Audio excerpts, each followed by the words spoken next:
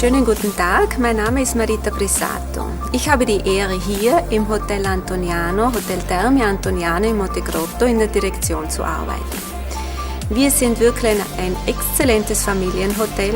Es gibt uns nunmehr seit 50 Jahren. Ja, und wir befinden uns in Montegrotto Terme, in diesen wunderbaren iguanischen Hügellandschaften. Wir sind ein ganz traditionsreiches, familiengeführtes Thermalhotel, wo wir uns nicht nur auf Fango und Thermalwasser und Inhalationen spezialisieren, sondern wir haben auch den Zeitgeist erkannt und spezialisieren uns auch auf Benessere und ganz wichtig auch auf die Küche. Unsere Philosophie des Hauses, der Natur zu danken, und das zeichnet sich auch in unserer Küche ab. Wir sind natürlich sehr offen für alle Neuerungen, für alle Modernitäten und würden uns freuen, Sie bei uns in Zukunft begrüßen zu dürfen.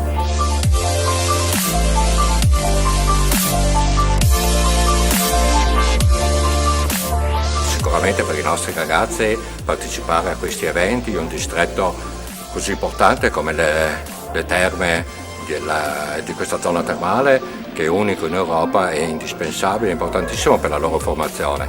Vedere una struttura così importante, così di qualità, così modernamente organizzata fa sì che possano raggiungere un bagaglio di esperienza che per il loro futuro diventa veramente formazione. Questa è la vera formazione, raggiungere la conoscenza attraverso la visione, il contatto di mano verso il mondo del lavoro.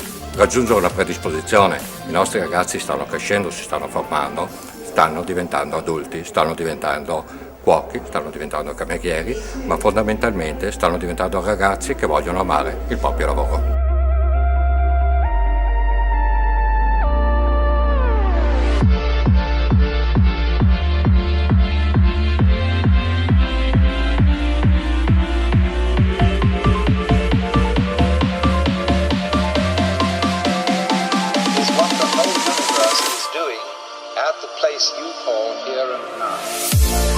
Il progetto Go and Learn, anche l'ENAIP di Padova fa parte, personalmente lo trovo molto interessante perché mette a disposizione i ragazzi di seguire dei percorsi sotto l'aspetto professionale.